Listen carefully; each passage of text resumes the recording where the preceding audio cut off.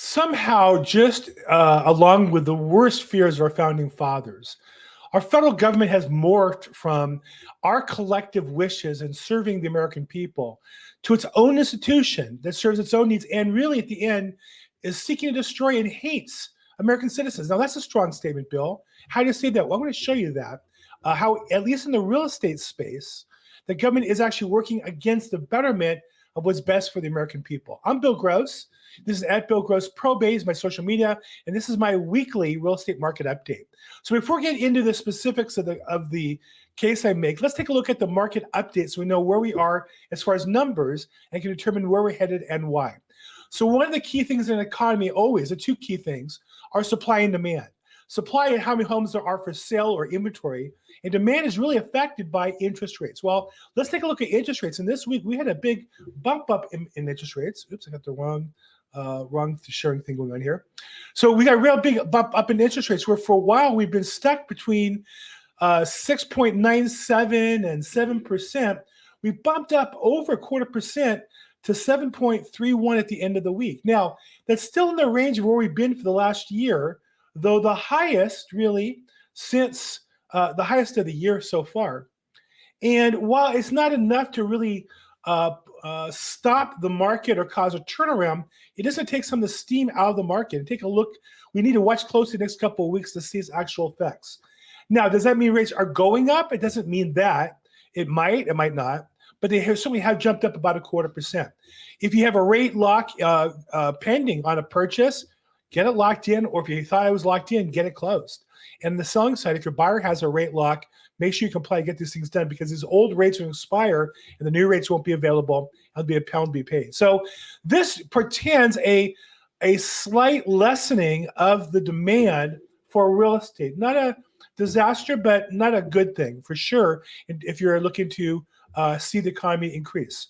Now, on the inventory side, inventory still is slightly above last year, which is still well below the all-time record for non-pandemic years. The only years better than last year were the 3 years of the pandemic.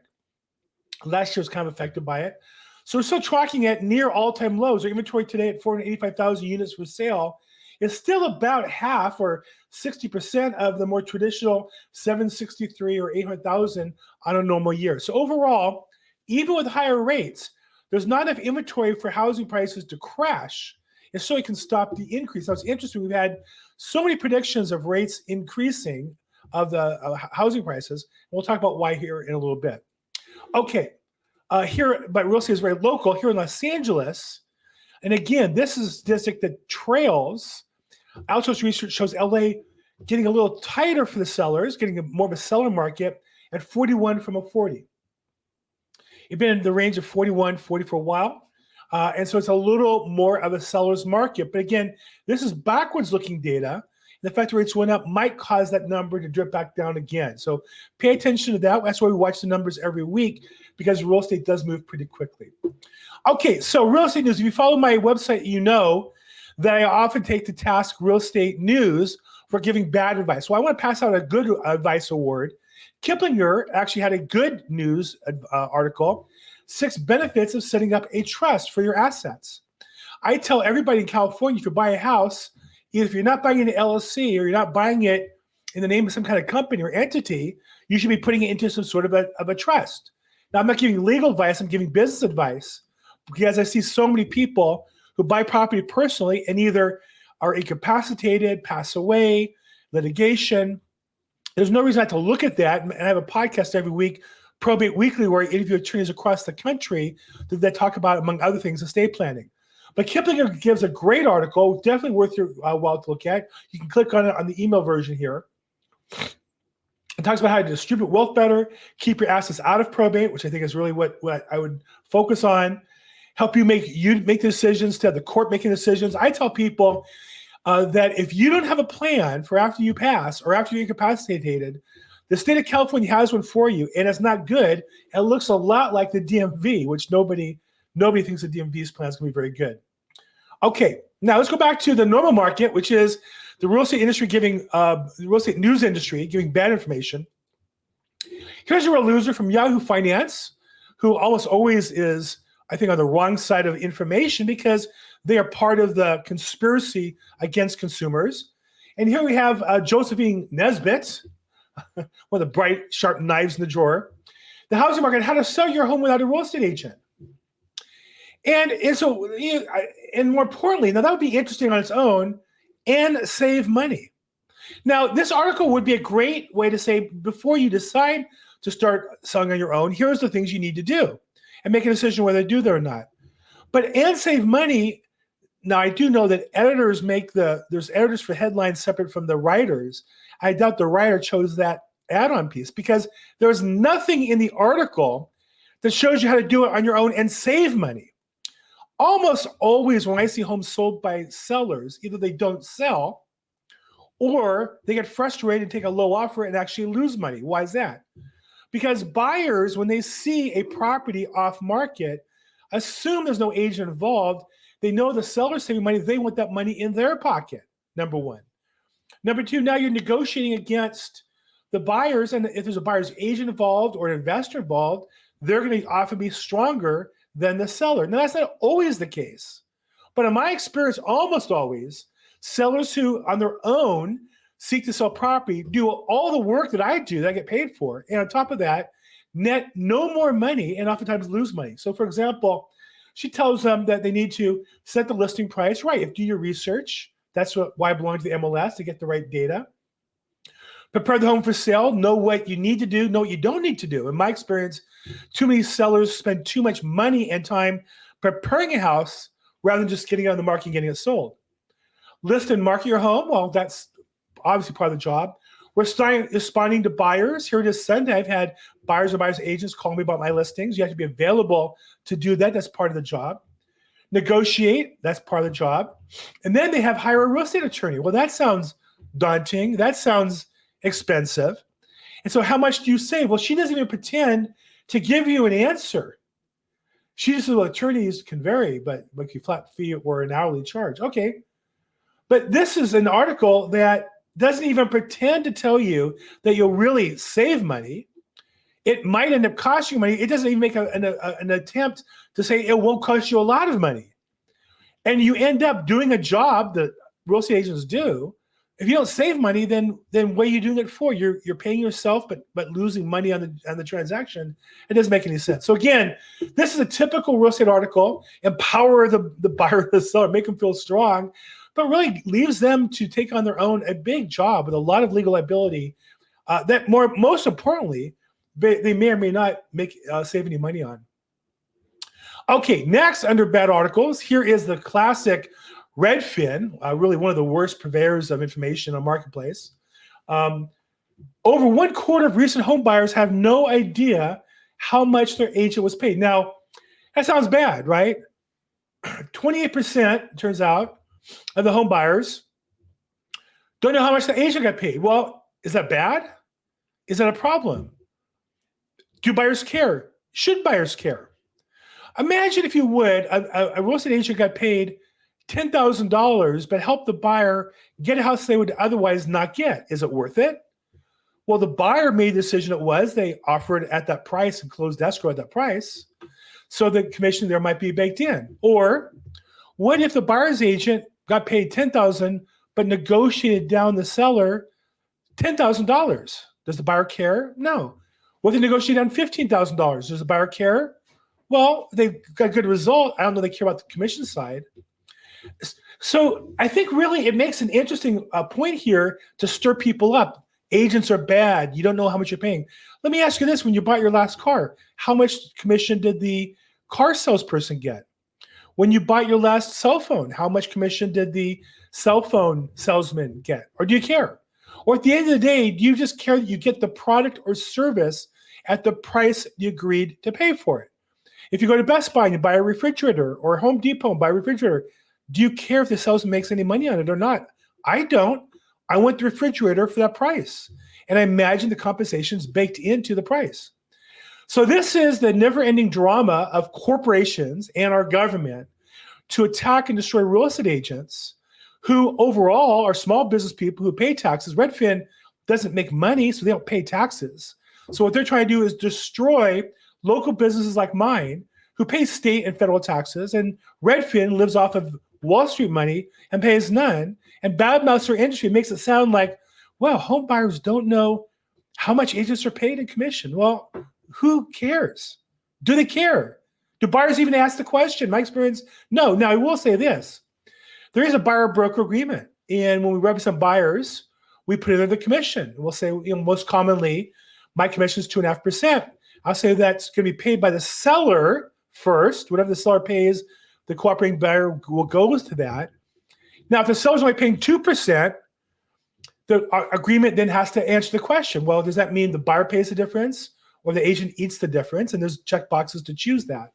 In my experience, I always tell the buyer, I'll eat the difference because I don't want to pick a property based on the commission, and I'm willing to make it up on volume. But by law, we have a buyer-broker agreement that lays that out if the buyer cares. And here's the other point I want to say. Even if you went through those numbers with the buyer and you show them the commission, my experience is at the end of the deal, they don't remember what it was. They remember the house and the price they paid. They don't remember the commission because they really don't care. They want the best deal possible in the house. And as an agent, that's my job to get them to that. So again, I feel like Redfin is just trying to stir it up because Redfin is trying to attack real estate agents as a blood-sucking venture capital company that never pays taxes, federal or state, or very rarely does. They're just destroying the real estate industry. They're hoping one agent at a time. And towards that, here's an interesting factoid by Mike Delpred, who's a real estate professor in, I think, Denver, Colorado. Fascinating chart that shows, oops, I got the wrong button there. Consistently over time since 1981, not only have the percentage of transactions of realtors gone up slightly, but steady, meaning it's at 89%. The people, despite billions of dollars of Zillow, Opendoor, Redfin, Purple Bricks, every company that sought out investor money to destroy and upend and disrupt the real estate agent business, where hundreds of companies that pretend to be the Amazon of real estate. Here we are, 40 years later, and still most agents use real estate agents. And I would say because we do our job. And if we didn't, they would be with somebody else. If Amazon or Google could sell houses, they'd be doing it. They can't. That's why we are. But again, I think that's just Redfin's kind of way, their little way to mess up the industry that they can't compete in. Okay, so next, another article that I thought was pretty good this week, actually, and this is in MarketWatch, talks about loan modifications. And it says I couldn't pay my mortgage, so I applied for a loan mod. Now I have a 52-year loan mortgage. Is that normal? The answer is yeah. Usually the loans get extended. In my experience, very few loan mods work out. At best, they work out for the bank in that they delay the foreclosures to time more convenient for the bank. The customer gives up certain legal rights and inevitably can't ever get out from underneath. And in general, they just really never really work out. And I think one of the things I tell customers is, we have in our laws foreclosure on purchase loans with no deficiency. And we have bankruptcy laws meant to protect people to start over again. Virtually every company has, large companies have used it in one form or another. Virtually every mortgage, every large bank has used bankruptcy. Bank of America used it. They used to be NCMB. B of A went bankrupt. They got bought. Wells Fargo isn't Wells Fargo. They went bankrupt. Wachovia, I think, bought them. Citibank is a accumulation of bankruptcies and buyouts. Chase the same way. So I would say that somehow banks have created on consumers a shame of foreclosure and bankruptcy that they don't take on themselves. And that for most people, just cutting bait on a bad mortgage makes more sense than spending another 5 or 10 years in a loan modification that may never work out for you. So this article, I think, is worth reading. And at least if you're in a position, of course, get professional help. I'm glad to walk you through the different options. But I think in general that people should know that it's very rare that these loan mods work out for the consumers. Here's a fascinating piece of information. The geniuses in California, Gavin Newsom included, are going to save our homelessness problem by taking my money and your money and the money of taxpayers, and they're going to spend it on different programs. But a couple of things. One thing I noticed, kind of a throwaway line here by Yahoo Finance again. The homelessness director flees high-cost state after an eviction. And when you scroll down, you discover that the executive director of a group called the Center in Hollywood, his name was Nathan Sheets. He was a director of homelessness. This organization that grosses $5 million a charity to help homeless people. He's leaving our state after seeing so many friends leave our state. He couldn't afford to live here on his $96,000 a year salary. So he makes $96,000 a year, and he's facing eviction for the second time in 3 years. And that's who is going to help us solve our homeless problem. I just think, again, it's just a matter of the government, it can't solve these economic problems. They're better off letting us have our money, and then more of us can solve our own problems on our own. The premise I started with today was the federal government hates you. And I think it's subtle, subtle, but certain parts are starting to come out loud. This is an article I saw recently. I want you to kind of dig into it a little bit because it is kind of subtle as to what's really going on here. NPR, which is the National Public Radio, which is really the broadcasting arm of the federal government. So this is the Biden administration. 99% of employees at NPR donate to the Democratic Party. So this is the federal government's administration position. Many FBI agents are struggling to make ends meet. Housing costs are to blame. Yeah, not a bad economy is to blame. Not inflation's to blame. Not we have spent so much money as your government that inflation's gone up that's hard to own houses. No, housing prices, those bad housing prices are to blame.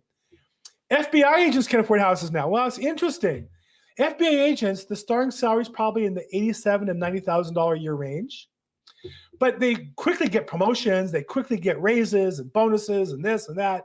The typical FBI agent is making between $130,000, $150,000 a year, but that's a government employee. Government employees, whatever they make, you add 50% compared to a normal human being, because they have health care that's ridiculous, nobody can afford, and pensions that are ridiculous. In fact, their pensions and health plans are the type that bankrupted major corporations and are going to end up bankrupting the federal government if we don't pay attention. And so these poor FBI agents can't afford a house. NPR, the government's kind of crying Kool-Aid for these guys. And then here's the kicker of the whole thing. For years, there was a debate. Where should the FBI build their next $3.5 billion headquarters? Now, SoFi Stadium costs $1.5 billion, but somehow the FBI needed a $3.5 billion headquarters. So where do you build it? Do you build it in a place where you create jobs and people can move to and save money and get cheap housing? Do you build it in the Midwest? Do you build it in Arizona? You build it in Texas, in Florida? No. Let's build it an hour out of Washington, D.C., some of the richest, wealthiest housing in America. And so all his employees are all now fighting for housing in this one area. And of course, the housing is expensive because the government, and this is part of the program, what governments do, California does the same thing at the state level, is they concentrate all the jobs in one place. They cry about how expensive it is to live there, so they all get high salaries. Then these people have overpriced houses. When they retire, they sell the house in the expensive place and move to a cheaper place, pricing us out. And their salaries, their pensions are based on the last salary, so they move to a cheaper state and can afford to live like kings. And that's why when you find government employees who've retired, they're always very wealthy compared to the average American. I mean, there's no comparison. You find a teacher in California who retires, they live like a king or queen compared to the average American who's retiring through the free market. And this is an example. And here you have NPR crying Kool-Aid tears for the FBI agents. Well, it continues even worse than that. Here is, and if you say, well, who's responsible for helping Americans own houses? It'd be the Federal Reserve. The Federal Reserve's job is to maintain low interest rates and a good economy. Here you have the Fed president. Now, here's a clue. The Federal Reserve, which is basically a government agency, is so political. It has 12 different regions. Each one has a president. They have 12 presidents, not 12 vice presidents. You don't have 12 presidents at Google. You have 12 presidents at Ford Motor Company, but you have 12 presidents. The Federal Reserve, these people are such political hacks. And so you have this guy, Elijah Nulavage, might be a nice guy for all I know. Housing is unaffordable for too many Americans, and strict regulations mean higher costs. Okay, but how about housing is unaffordable because our dollars? See, housing is high when it's priced in terms of dollars. But part of why housing appears high is dollars are being devalued as we have inflation year after year after year. People who have houses are protected from inflation. So people who can't buy them because they have dollars that are being devalued while the price of houses goes up. And so here you have the president of the Atlanta Fed. And what's he blamed? The problem with people is housing prices. No, housing prices are affected by dollars. His job is to keep dollars affordable for Americans. His job is to help Americans be able to afford to buy houses instead of focusing on his job. Again, these people, they're all political hacks. All 12 of them are. I don't mean to single him out. He might be the nicest, most decent man in the world. But at the end of the day, they're not doing their job. They're paid a king's ransom to not do their job. In fact, why? What are they focused on? Well, here's an article on Market Watch talking about why rates jumped up recently. And if you read it, it tells you, I think the money line, stronger than expected economic data related to the labor market pushed the average rate up. So what's the bad news if you think about rates going up? Bad news is stronger than expected economic data related to the labor market, meaning, according to the Fed, not enough people lost their jobs. Too many businesses that had good sales report. If only more Americans were suffering economically, rates could go down. That's really this is a nice way of what they're really saying. The problem with American interest rates, according to our bankers, is not enough middle market Americans are suffering.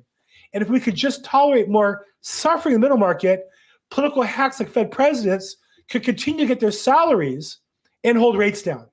That's really what they're saying. And you have to understand, and I don't mean to be mean about it, let's just be truthful about it. That's what they are saying. They're just finding a nice way to say it. So what should you do? Your government is working against you. Your government doesn't even care. They're not even pretending to say, we've got to find some way to make housing more affordable for Americans by helping more people make money and keep it. They would talk about cutting taxes. They'll talk about cutting spending. They'll talk about reducing inflationary pressures. It's those phantom housing prices that are the problem. Well, what do you do?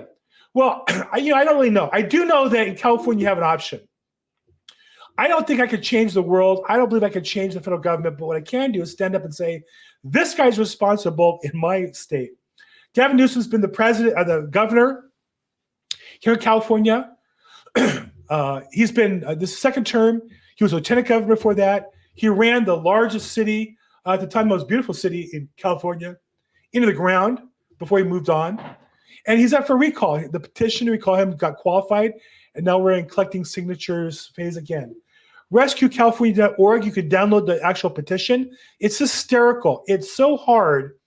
The petition, when you download it, is so particular. They look at every single signature so carefully because to get rid of politicians, they make it very, very hard. But to keep politicians in power, they'll mail ballots to everybody and not check any of those signatures. And there's a clue that you're being cheated. So do something. Now, if not this, tell me what I should do, or tell me what you're doing to get power back from our government. Our government is meant to serve us, not us to be serfs to our government. That's what I think. What do you think? Put your comments down below. If you like it, thumbs up. If you don't like it, thumbs down. Let me know. Subscribe if you want more. I'm at LAProbate on social media. And as always, make today your best day ever. Thanks so much.